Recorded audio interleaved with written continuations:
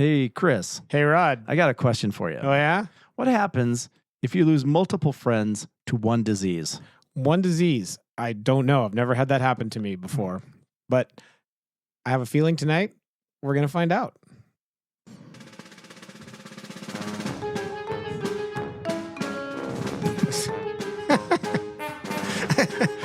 Hey, this is Rod.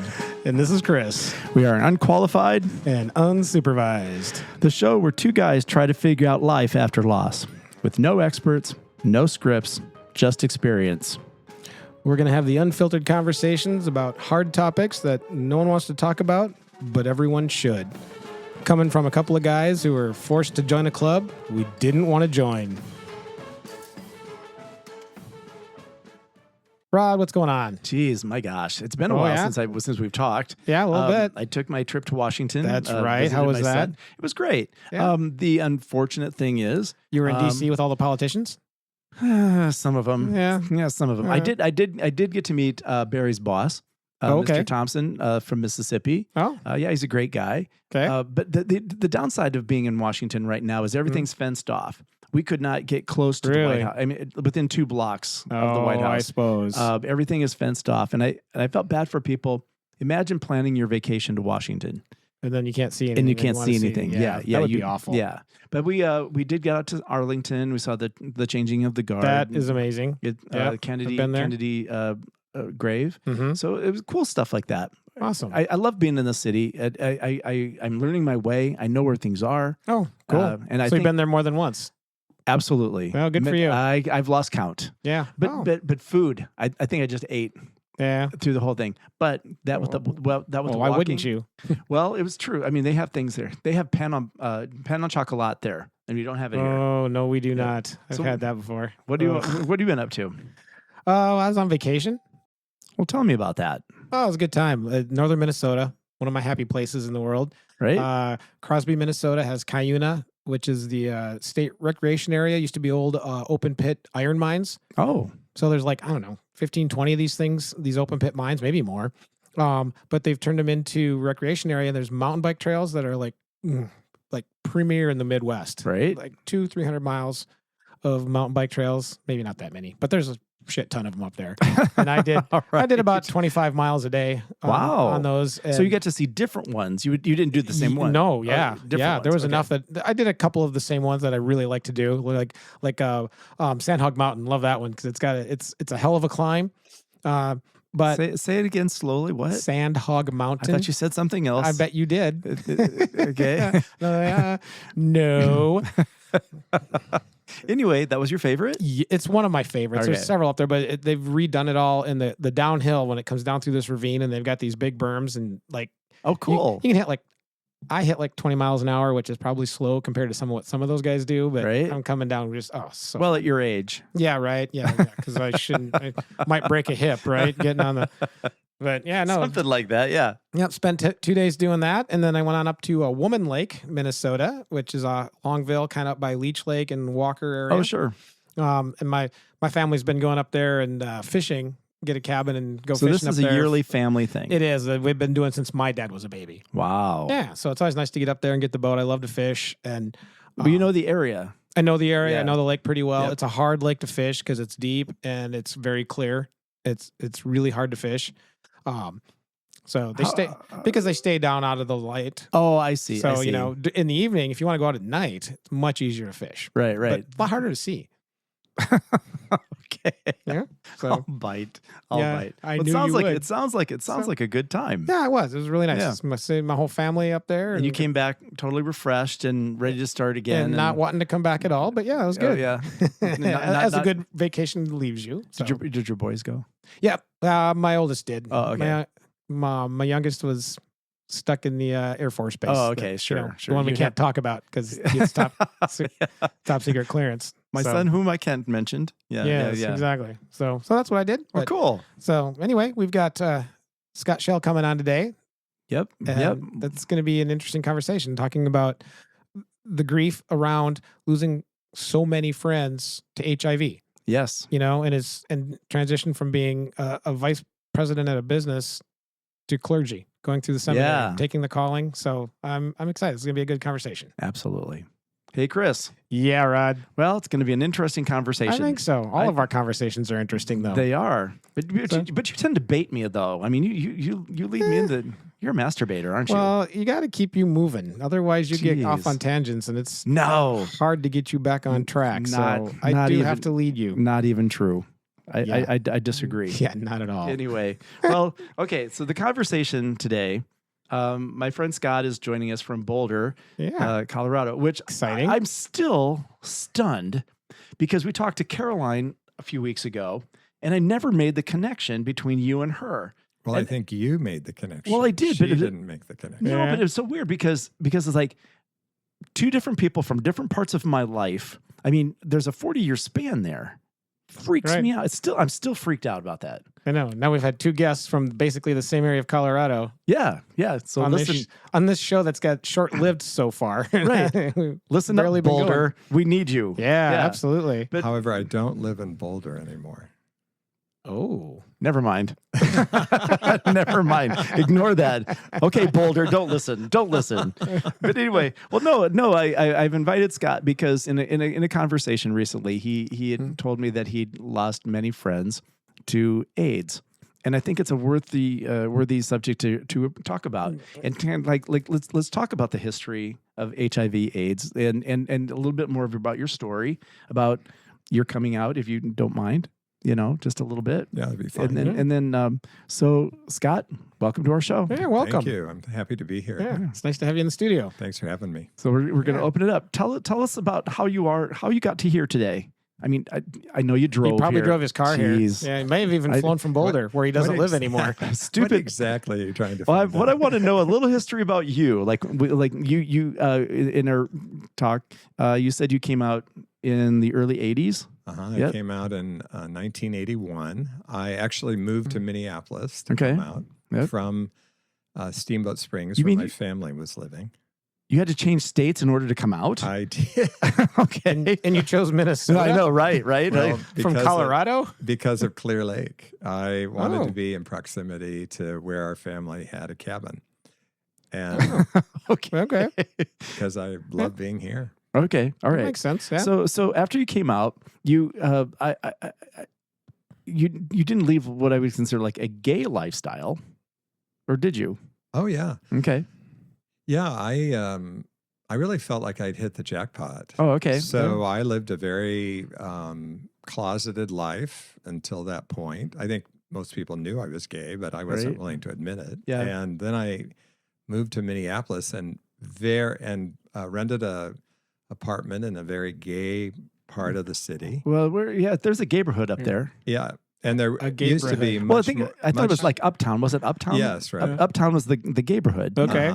It's not so defined now, right? No. There's gay people everywhere. But anyway, not only did I find out that virtually everything they told me about gay people was wrong. Sure. Right? And it always is. But I found my tribe. Oh, okay. I had such a happy time. Yeah, I really was. I thought, okay, this is what life's supposed to be like. Right, and you felt comfortable in your skin. Everything worked. Right. Yep. But then, about that same time, there was this new disease striking gay men. Right, and it became, as we know it, as AIDS. Well, we now know it as HIV. Okay, right? So what's the distinction? Well, AIDS is actually my understanding. I'm no expert. Yeah. HIV is the neither are ours. Yeah, we're totally relying on you to fill us in. It's like so. HIV is the underlying. What would we say? Kind of immune, the infection. The infection, right? The virus, but it can be managed now, right? If it's not managed in someone, it moves on to AIDS. Right. It transitions into AIDS, which is then, a much more serious situation. And that has a lot to do with your viral loads. Right. So if your viral loads get to a certain point, then it transitions from HIV to AIDS. And I just don't, we don't hear AIDS, the word AIDS used that much. No, we don't. It's much more that we hear HIV. Right. And people talking about their viral load. Because for most people, it's very manageable. So what is a viral load? Yeah, so the challenge with HIV is that it does reduce your ability to fight off other infections, right? Yeah, it's an autoimmune disease, right? Right. Yeah. So the viral load says how much of the virus is really in your body. And with the protease inhibitors, they can get your viral load down to really undetectable. Right. Oh, wow. Right. And that's the good thing. But I mean, I might skip ahead just a little bit because of things like that. Young people today think it's like having diabetes. You know, it's not. You know, because it's so manageable. Right. So they're not practicing good sexual practices. But also there's a misconception that if their viral load is undetected, they can have unprotected sex. Yeah, I don't really know.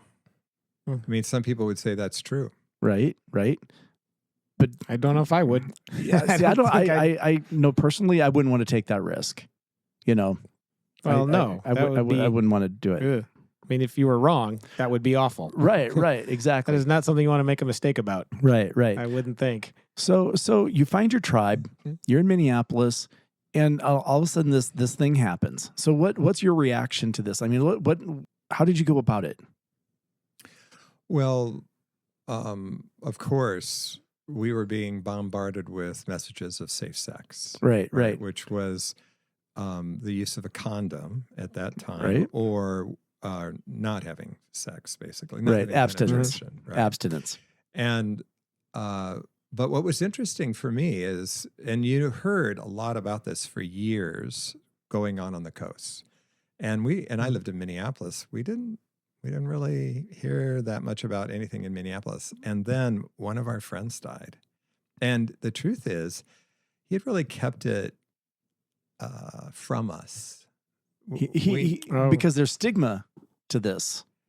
Yeah, although with your closest friend, I was a little surprised with your closest friends, because I saw him several times. He said, "Yeah, I'm worn out," you know, but he never came out and said, "Hey, I think I have HIV," or "My doctors are telling me I do have HIV." Mm-hmm. And then he died, and it was then we read it in the paper. Well, did he? Wow. Did he actually die of HIV or AIDS, or did he die of something related to it, like a pneumonia or something like that? It is true that there was a cancer associated with it. It wasn't the actual HIV or the AIDS part, but because HIV doesn't exactly kill you. It's the thing that weakens your immune system and often something else. Yeah, I don't. Something invasive. Right. I'm going to skip back just a second, because I think this is where young people say it's like diabetes. Well, if you get a cold with diabetes, you're not going to die. But if your immune system is lowered and you get a cold, that's an invasive thing that can actually kill you. You can die from a common cold if you're HIV positive. Or am I right? Does that sound right? I don't know if you can die from a cold, but you certainly would be more open to pneumonia and the things that can progress from there. Right. Something more progressive, right? Sure. Yeah, and I think another thing to look at, and it's true, if you have diabetes, you're going to be on medication probably for the rest of your life. Yeah. And that's the challenge with HIV, is you're going to be on medication for the rest of your life. You can't go off that medication. Right. And there are ways to protect yourself now. Prep. Yep. Right. What's doxy? Do you know what doxy is? I don't. Okay, I think is that doxycycline? I think so. Which is it's actually a really strong antibiotic. Right. So because people they're playing around and they're having unprotected sex because of the PrEP, but that doesn't prevent. And they're using doxycycline as a PrEP to for like, so you don't get like venereal diseases. You don't get sexually transmitted diseases. You don't get STIs that way. Sure, yeah, because you got an antibiotic on board. Right. So it's a double. Yeah. So they're getting doxycycline before they get an infection. They're taking it before they get. Because if you're on sniffies. So the problem with that though is no, I don't. It sounds Oops. Yeah. it sounds like a sex. Well, you site. opened I've that door. heard about sniffies. I'm not quite sure what sniffies is. Uh-huh. But we can okay. Rod, your nose is Yeah. getting My kinda long. okay. If you want to go down and this maybe and maybe a little brown. I'm not sure. Sniffy. Okay, from what I understand, Sniffies is an app that if people want to do. It's all part of hookup culture. Yeah. I mean, it'll tell you they're okay. 5 steps away. Or Oh, they're in their gotcha. elevator with you. I mean, and a lot of people that do this the whole hookup culture is they're on prep, they're on Doxy, they're doing all these things, because they can meet up people in a moment's notice, and they do. Wow. Well, from a clinical standpoint, not being a doctor, I know, but the things I've read about is antibiotics stop working effectively if you keep taking them and you don't need them. Wow, that's right? good to know. So if you're taking an antibiotic and you don't actually have, a bacteria for it to go after, wow, so you could really get set your up. body can build up an immunity to that. Or actually, it's not your body. The bacteria will Oh, okay. develop an immunity to that because you keep using it all the time. Oh, okay. It's like any kind of drug. The more you use it, the more you got to have. So one more. So they could get to a point where they're taking that prep and it doesn't kill all the bacteria or the virus. Wow, that's good to know. So, yeah. And let's Just talk about some FYI. more cheerful AIDS information. Oh, I You know? love it. Okay, It's so cheery. Okay, so That's what we do. So this friend dies, and you all react to it. But things start progressing now because all of a sudden it's starting to hit Minneapolis. Mhm. It's now in the Midwest. Mhm. It's Des Moines, Minneapolis, Omaha. The big cities. Yeah, Chicago. And I don't remember how long it was, but it was still a couple of years, and then all of a sudden, it felt like a bunch of my friends got sick, and it was challenging Right, because some ambulance services wouldn't take them to the Right. hospital. Mhm. Some hospitals turned them away. Sometimes, and that's not a huge amount for me, but I'd go over and visit friends that were staying at other friends' houses Mhm. because they were sick, but they couldn't find a place to go to be treated. Had they figured out how it was transmitted? Yes. I mean, did they? Do you think they narrowed it down? It's like that's why I think. Oh, they the- must the- have because Rod, I was on the Speakers Bureau for the Minnesota AIDS Project, and I was clearly giving the message that it was transmitted through contact. Right. So Yeah, we body knew fluid that. contact. Fluids were exchanged. Yes. Yeah. Okay. So, But it took them yes, a we knew. while to figure that out, though, right? Yeah, I think it Right. probably did, and there was still a huge amount of fear about it. Yes. Well, and then also the stereotyping that Right. was starting to happen. Right. Because straight people don't get it. Right. But And yet they do. well, You know, but that comes from, we can go down the rabbit hole of bisexuality, because now you have guys on the down low doing this, and also the people they're hooking up with do not know their status, so therefore guys were bringing it home to their wives. Right. I mean, so Well, you're right. And like you brought up the ambulances and the hospitals. One of the reasons PPE, rubber gloves, personal protective equipment became so big in the EMS service and the ERs and medical in general is one of the earliest straight people that contracted HIV was a nurse in Prairie du Chien, Wisconsin. She had an inadvertent needle stick from somebody who had a needle in their pocket, and that person had AIDS, had been shooting up, and there was residue on the needle, and she got it. well, and there's so another thing. that's another we reason haven't why- even talked about the drug use, the sharing of needles. That Right. was another thing, but that was not the first thing that came up. It was predominantly gay men Yeah. at that point. Right. But then they found out, drug people are I don't know when that happened. I don't know the timeline of when they discovered like drug use, but that Right. happened. Was transmitting it between straight people too. right. Yeah. Yeah. And well, it's fluid contact. So however Right. the fluids touch, that's how you get it. You know? So this is starting to worry you. I mean, like your friends. I mean, like what Yeah, was the yeah, what was I the was- conversation? Exactly what I was going to ask. Oh, okay. How were you all talking about that in your communities and in your neighborhoods? And Well, yeah.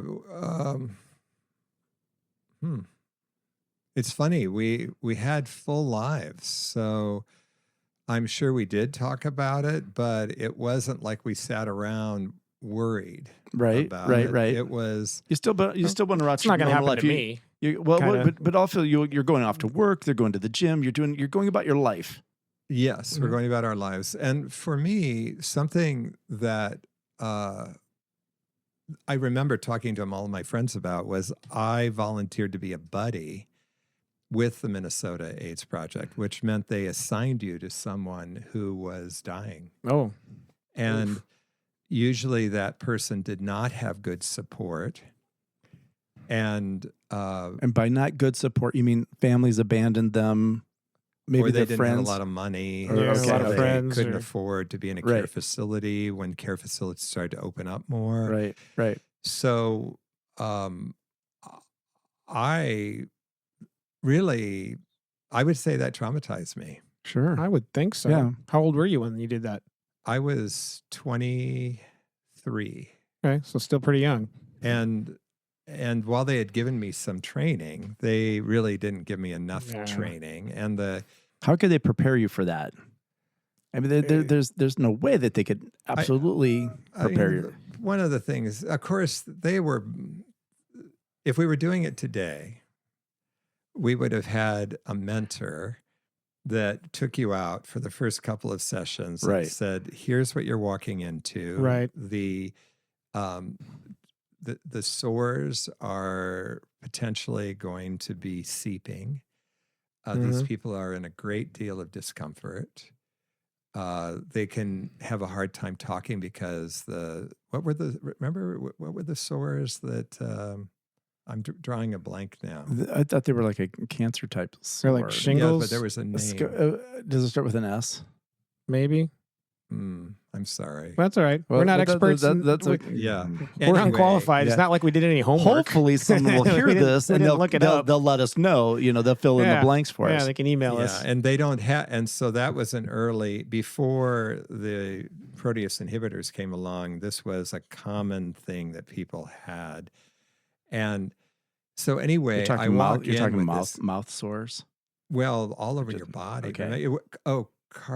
Carso. You're gonna look it up. Yeah. Anyway, it was so traumatic to me that I actually blocked it out. I had no idea That's- that I had done that until years later Sure. when I was in seminary, and it was a seminary program on really helping you to process what was in the way of you helping other people. Sure. Yeah. And they I mean- showed a film on, and I don't remember the name of the movie either, but at the end of it, Kaposi sarcoma. Yeah. I knew there was. I knew we were going. Yeah. We were dancing around it, right? Yeah. We were close. Yep. It was on the tip. Kaposi sarcoma. Yes. But Yeah. anyway, it was interesting. They show this movie, and at the end of the movie, all the people that had died of AIDS during the movie came back in a party. And Okay. suddenly I was okay. with that guy that I had been assigned to as my buddy Oh, I and see. my 11 friends that had died of HIV. And I was a mess. I mean, it all came back to me Right. really strong. Whereas I had Wow, blocked it suppose. out. Well, yeah. I mean, the brain has got a really good defense mechanism in it. It does. Amnesia. Yeah, Targeted exactly. amnesia. It will forget things or not let you think about them And yet those until when they things- do. And yet those things are active and you're unconscious. Right. Absolutely. Yeah. Oh, yeah. No, I had some of the same things with, my wife, Janice, withered away for 5 years.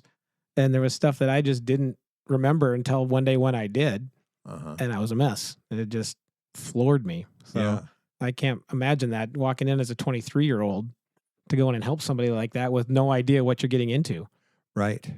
And wow, I mean, good for you that not many people could do that. Yes. Well, and I don't know how well I did. I must admit, I felt when it all came back to me, I remember feeling some relief that I was leaving on a major vacation. Like I was going to be gone for 4 weeks. out of the country. And I had been coached that the gentleman that I was taking care of, Bill, would pass while I was gone.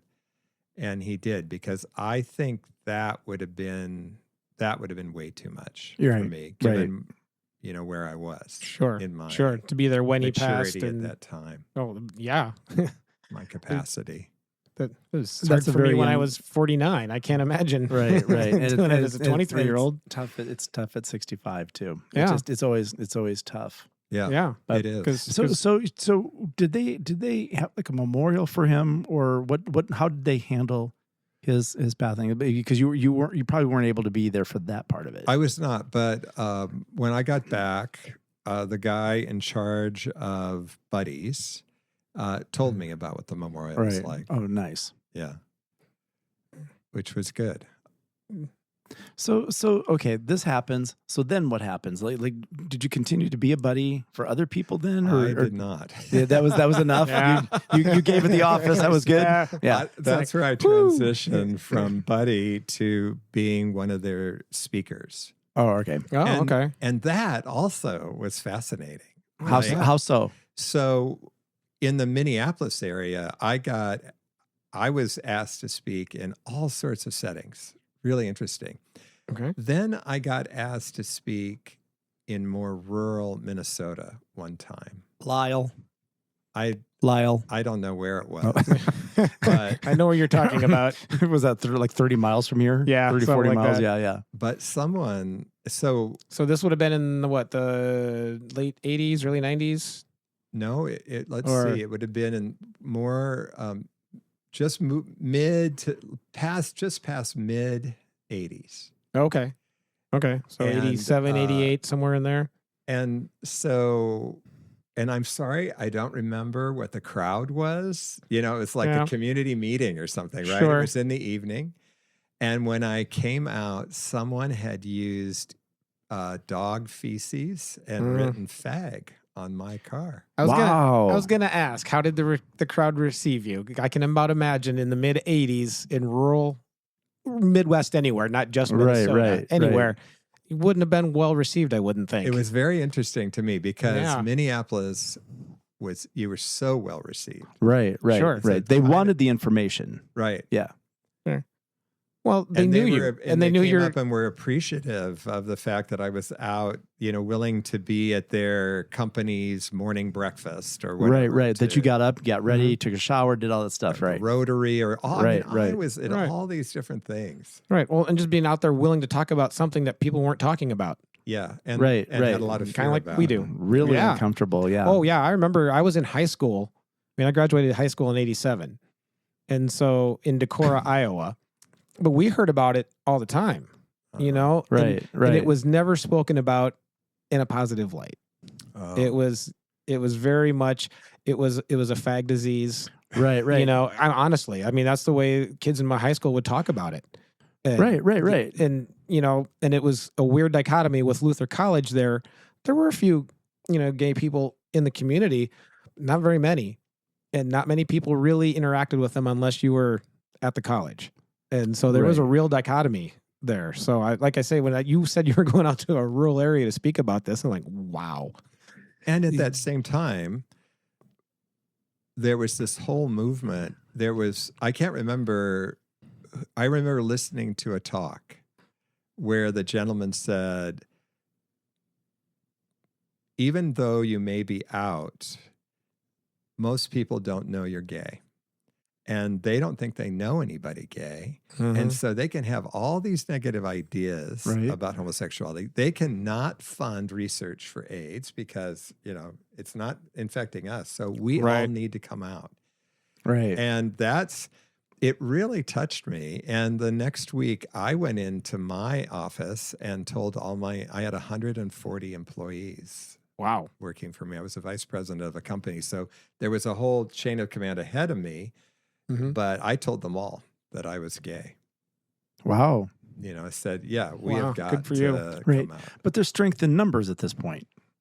Yes. And also I had, at this point, probably 6 of my friends had died at that point. Wow. And I was really frustrated that there was still no funding for HIV. Right. Well, you have to. Okay, that's the Reagan era, and what's so interesting? They said that Reagan was anti-gay. Most of their friends were gay. They were California Hollywood people. They were surrounded by gay people. You know, they knew it. But it's interesting that they refused to fund this. Yeah. Mm-hmm. But that was the mindset at the time. You know, Right. My parents they didn't know how to deal with gay people at all, you know, Right. and I'm marching in drum and bugle corps. I'm going through a music education degree starting in the late 80s, early 90s. Nothing says queer other than being a band director. I'm Oh, come on. You walked right into that one. Come on. I know. I'm really good at doing that. It's a good thing. In a If there weren't- previous that's why I have to life, have Chris was a band instructor. So that's Yeah. that's Yeah. why that's funny. I know. I kind know of. I was getting Oh, it, okay, but okay. Yeah, I'm and also so- curious about many this. of my Listen, friends you are. didn't march. but You didn't walk into. You marched into I that. marched right I mean, into it. I know. That's you why know. my doors all have windows. Otherwise, I'd walk into them. You know, jeez. But yeah, no, my parents did not know how to deal with and understand gay people, and I had lots of gay friends then at that point.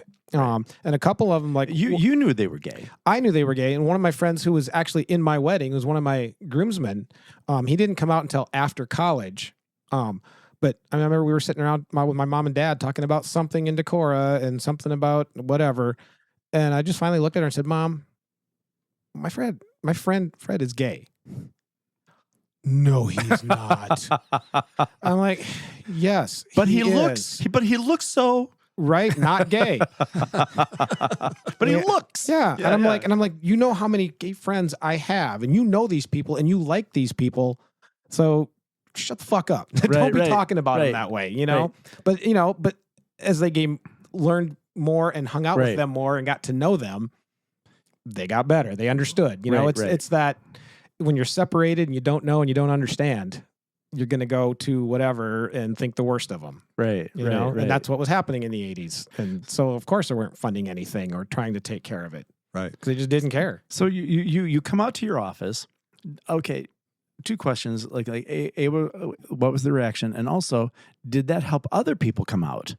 I mean, were you kind of a leader? Like, well, if he can come out, I can come out. Yeah, there were a couple of people that came out, but you can't help but think that it took away some of the stigma, Right. right? And I But just was he happy. looks like. And also, I was at a position in my life where if they had outright fired me, oh well. I mean, I was in demand, so Sure. Yeah, I'll just I move on. wasn't. It wasn't a very risky thing for me to do. But if I'm thinking, what's floating through my mind is the movie Philadelphia.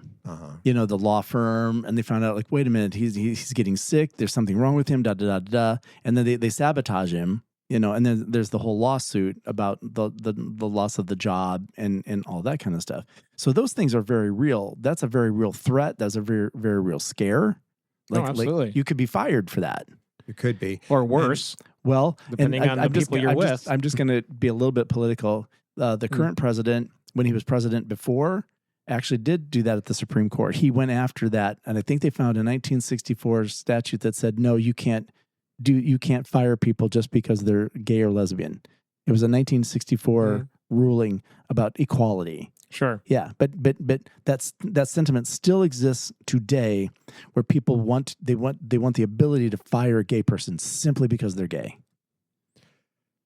Yeah, and I think for me, if I had been in that law firm, I would have read it differently. I had a sense that I wasn't going to get fired. Right. You felt secure in your position, Right. Because you had value and there. Also, there is a point where you recognize you're at a kind of a pivotal point in life where, wow, I can have some impact here. Right. And I have, I felt absolutely powerless as a kid, probably until I got into college, when all of a sudden I wasn't getting teased or beat up. Right. Mm-hmm. You weren't getting bullied. Right. So, yeah, it was a time, like I said, and even though, like 5 or 6 of my friends had died by that point, I felt a lot more engaged. The community was coming together. We were doing gay pride, we were Right. doing all these things to draw positive attention Sure. to Sure. ourselves. I had a question going through my head, and I did look it up. About the same time as Cleve Jones from San Francisco started the AIDS quilt, and that was in 1985. Yeah. So that's emerging as well. That support you're talking about, 1985. Yeah. But it's starting to blossom. I mean, people are coming around. They're getting educated. So then, if I can go on, what was interesting to me was then it sort of seemed like it sped up. And the rest of my friends that died quickly. Really? It was really gaining momentum in my friend base. Right. So when you say died quickly, does that mean they were getting the disease it'd faster? be like someone would be dying this year, and maybe we'd go 18 months, and then someone else would die, and then all of a sudden, like 3 people died in 4 months. Wow. I mean, it was like, Wow. And this is where I found the grief to be. It used to be if I said, yeah, I've lost a lot of friends to AIDS, I would break down crying. I could not say that without crying. Well, It was intense. I don't know how you could. Yeah. But what's interesting was, so what happened was I got called into ministry, and I happened to go into this seminary program that was about transformation, about changing, Okay. getting healthier so that you could be healthier helping other people, right? Yeah, So that makes you're sense. not having sex with someone in your congregation, for example, right. working out, something. Yeah. There's so many things that an unhealthy person can do when they're put in a leadership role. And absolutely. And their whole desire for us was, let's work through as much of what's going on for you as we can. Well, sure. And then that makes it gives you credibility to help other people work through what they're going through then, too. Exactly. Because you Yeah. also can relate to also what they're going through, right? Right. And the vulnerabilities of being transparent. Oh, absolutely. Yeah. That's So that started me on the process of looking, because remember, it was in that program that I saw that movie and remembered, Right. I have blocked a bunch of this. And that's also when, I couldn't say much about my friends that had died without just breaking out crying. But from there, I started doing some therapy. I did spiritual work, which is similar to therapy. Right. And found that for me, it wasn't just the loss of those people, but I had grown up in a Midwest family where my parents went to Iowa State. All their closest friends were people they went to college with. They had this amazing community, and then they all had kids, and as their kids then became our friends, right? Because we were hanging out with them. And almost cousins at that point. And my cousins were part of that too. And I had this idolization that that's what life was supposed to be, right? right. And I did not have that until I came out and moved to Minneapolis. And then all of a sudden I had it, like in a big way. And it was, as I said, it was one of the high points of my life. Right. And then it was stripped away from me. Huh. They died. Yeah, I didn't think about it that way, but yeah. And so I got to see that I wasn't just grieving the individuals. I was grieving a whole idea, an ideal, if you will, about how life was supposed to be. Right. And how I no longer had. I would not grow old. I wanted to grow old with these men. Right. They were such close friends. Yep. And we were all coming out, and it was, it was just, Right. it was so, it's hard to express how great it was. Right. Sure. Right. And then the memory of them would bring up so much grief that it wasn't great. Right. Until I began to see all these different layers of things that I laid on those relationships. Okay. And now I can talk about it without crying. Right. Which is good. I know. Yeah. I feel, and I still love those guys. Sure.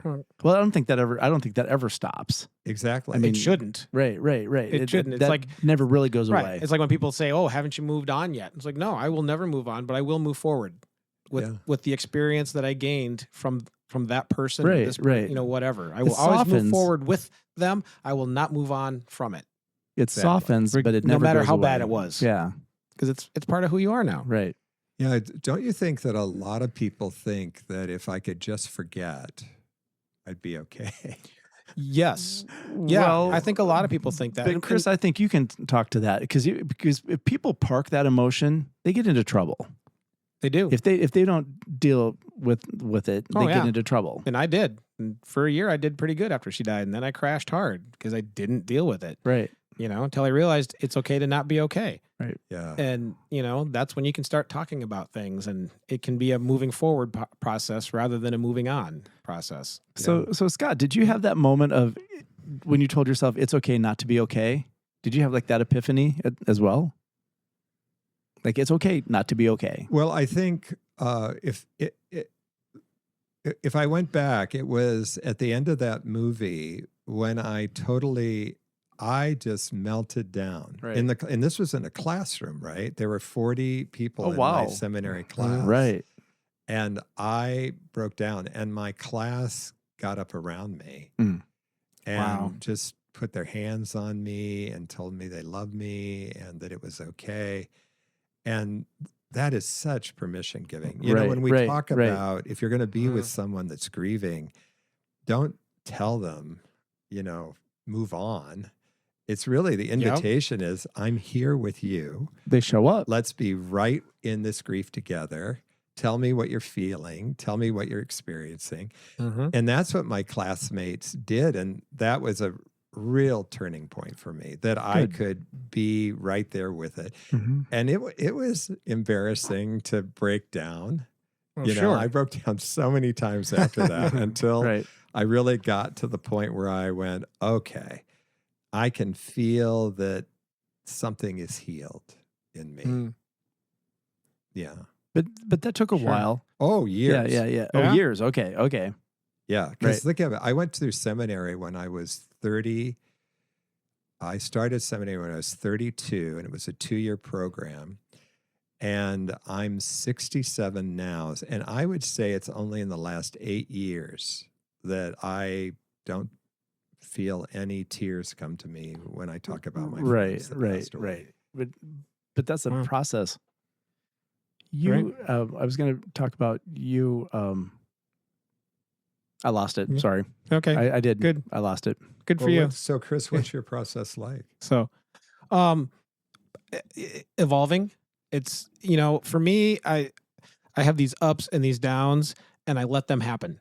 I'm to a point now where I let them happen. So if I'm gonna go down and have a down moment and gonna bawl my eyes out, I do it. You don't hold back anymore. No. And that's where that whole it's okay to not be okay thing came from, because in the beginning I had to be the strong stoic one for everybody and get everybody through this, for my kids and my mom and dad and her mom and dad and everything. And so when these episodes would happen, when I'd start to go down, I'd fight it, which just made it worse. It's sort of like we've used this on other episodes, but it's sort of like the airplane in a spiraling nosedive. And what does the pilot try to do? Pull against that spiral.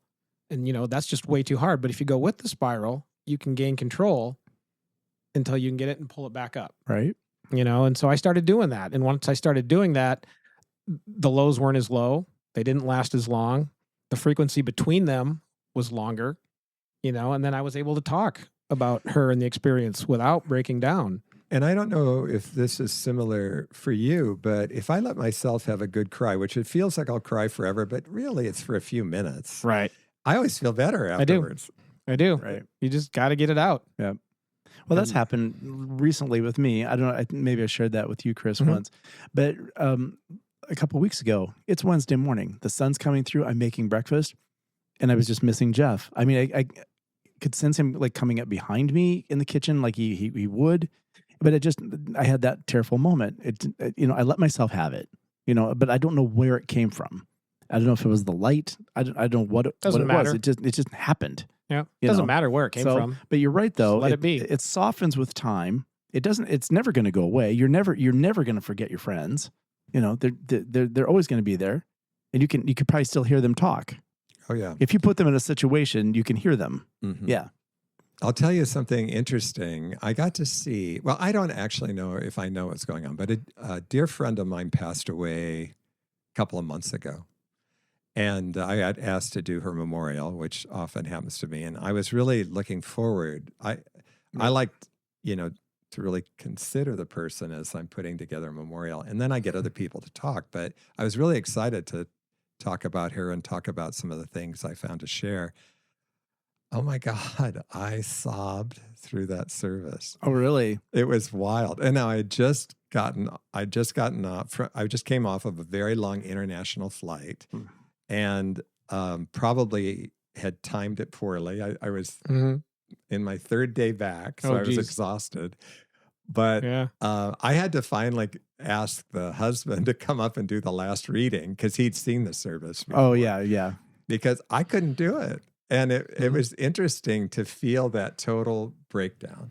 Sure. And trying to be okay with it, but really wanting to honor my friend. And being in front of everybody while it's happening. Well, I think I was just going to say your humanity went a long way, to do that and to show people it's okay. Yeah. A lot of people came out and said I gave permission for them to really grieve. Yeah. Sure. Yeah. But which is important. I mean, it's actually probably a good thing then that it did happen and that you were able to do that for them. Right. Yeah. Right. So was that local or was it back in Colorado? So it was in Colorado. I live in Grand Lake and the service was in Denver. Oh, okay. So close. Yeah. Yeah. So tell us more. Okay. As a minister, how did you guide people through their grief? Like what were things that you used? What techniques did you use? How did you help them? Well, I think it's similar to the way you guys deal with it. So I'll walk into a room where someone's dying. Yes. And I want to talk about it. Okay, what are you feeling? How are you scared? What's happening? Do you realize you are dying? Because to the rest of us, it's clear you're dying. And you can see them relax. Right. And you can really see the people in the room begin to relax. And so you're talking about the elephant in the room at this point. Exactly. Like we all know why we're here kind of thing. Yeah. And there is you've both been with people that are dying. There's a point of no return. Just once. Right. Yeah, we're dying here. Well, I've probably been with, I'm sure 100 or more people that are dying. And I just I just think we need to talk about it. And then afterwards, I really encourage them. They'll say, "Oh, I'm sorry. I don't mean to be crying." I go, "For God's sake. Please cry. Cry, let it out. Be with your feelings." Because just as we're saying, so many people want to put it away. And the more we can get it out, the better, I think. Well, actually, one of the things I'd like to address too is we're having an episode. We're going to humor in grief, because people think I've got to be sad and morose and like no. There's some pretty funny stuff that happens, in the course of the funerals, the memorials, all that kind of stuff. We've had some pretty good laughs. Can I tell you a funny story? Absolutely. So in Colorado, we have assisted death. Oh, sure. Yeah. So one of my congregants wanted to die and qualified. And so he asked me if I would be there with him.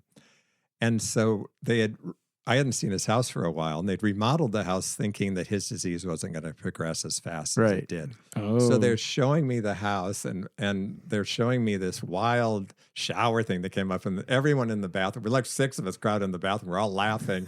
He yells from the other room, "I'm trying to die over here. Could you keep it down?"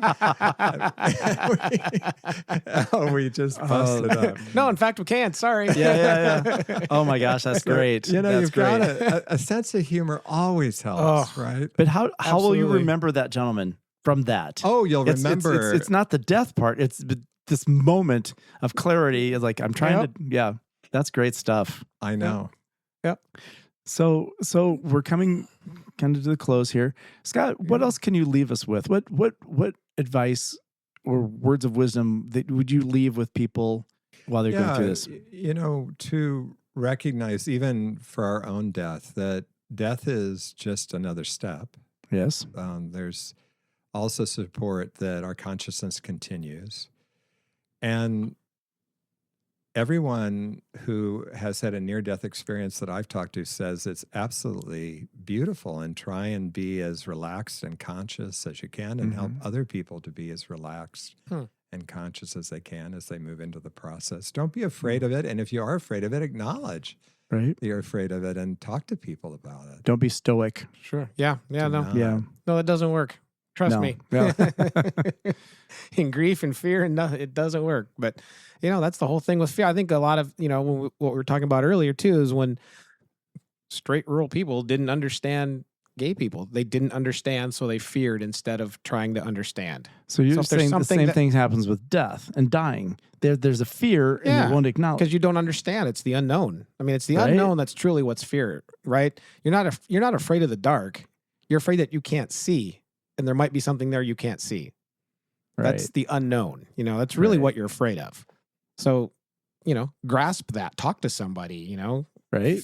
Maybe. I know we can't ever truly figure it out completely, but there's some ways to figure out what you need to figure out to get through that and take that step. Well, see, Try and I felt and be curious. Yes, be curious. Well, with Jeff and the whole process too, I did ask him. I said, "Do you want me to be with you when you pass away?" And he said yes, because I think there's also a correlation. A lot of people don't want people around them, because you'll hear that they're at hospice, and the hospice people say, "Well, it's going to be a while," and they send the family home, and then halfway home, the hospice calls and said, "Mom died." So a lot of people don't always want people around. And then also something that has always puzzled me is the permission thing. Like, oh, it's okay to let mom tell mom it's okay to go. It's okay to go. It's okay to go. I think my tact is different. I want to know that in my case, my son is okay. I want to hear from him, Dad, I'm going to be okay. I've got the support. Everything's in place. Everything's done. I don't need your fucking permission to die. I don't need your permission. No, because I'm going to do that anyway. I'm going to do it anyway. I don't need you to do it. But I think as a parent, I let Jeff know that I was there, and I let him know that everything's in place. We've done everything, I think he knew it, but I think that's a more important statement than, Dad, it's okay to go. That I just disagree with that, but that's me. Sure. You're not responding. Gotcha. No, I agree. I'm looking at Scott. He's looking at me, and I'm like, look, back and forth. He's like, look at you go. I think it's great to say, I'm going to be okay, and it's okay to go. Okay. Because I do think some people need to be told, really, it's time. It's okay. Right. Well, I've actually run into where the nurses in hospital have actually asked the people to leave. Like my one friend, your dad is trying to die and he's hanging on for you.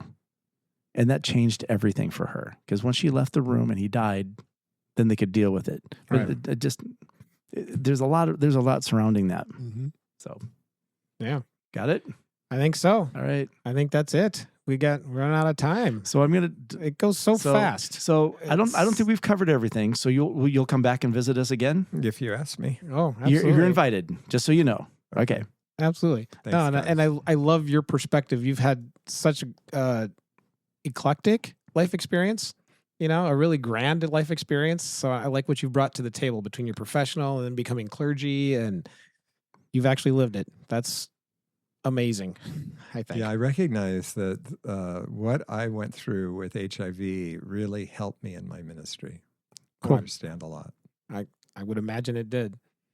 So awesome. Well, thank you, Scott. Yeah. Great to see you. Thank you, guys. Again. Been a while, but But here you are. Rod told me we'd met before, and I'm like, I don't remember that. Okay. And I saw your face, and I went, got it. Yeah. Got it. See, he was in a beer stupor when he met you. Now, see, it all came back to him. Yeah, I kind of was. Yeah. I was having a night. That was a night. That was a night. Absolutely. Scott, thank you very much. Thanks, Scott. Appreciate it. Welcome. That was quite an interview. That was very interesting. Yeah. I learned a couple things. people aren't talking about AIDS anymore. No, they're not. because of things like PrEP and all that kind of stuff. And it is kind of a misnomer because it's still there. It's still affecting people. It is. And it Well, I think people who don't have to deal with it think that it's gone. right, Or it's not an issue anymore. kind of out of sight, out of mind. Yeah, I think so. Right. Well, because people aren't dying of it; they're living with it. Right. You know, because they can manage it now. Right. Because in the beginning they found out the cocktail. Right. But then they transitioned to a pill, so you can take a pill every day. It lowers your viral loads. Yep. And so you're undetectable. So, you know, I think that's part of why they're not talking about it, because they're not dying from it anymore. Right. Right. But you still certainly can, and you can still certainly give it to somebody. Yes. And Yes.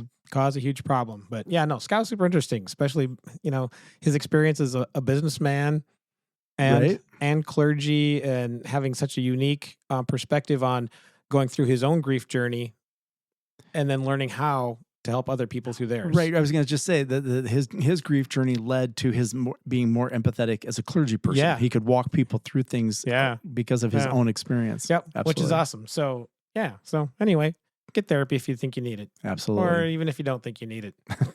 You might. Who knows?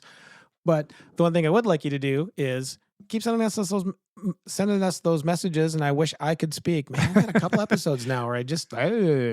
But anyway, send us messages, please. Yes, we want feedback. Absolutely. It's really, it means a lot when we hear from everybody. Yes. and how things are helping them, or maybe how it's not. Whatever. Just reach me out at Chris at forwardwellnessforcaregivers.com, and we'll see you next week.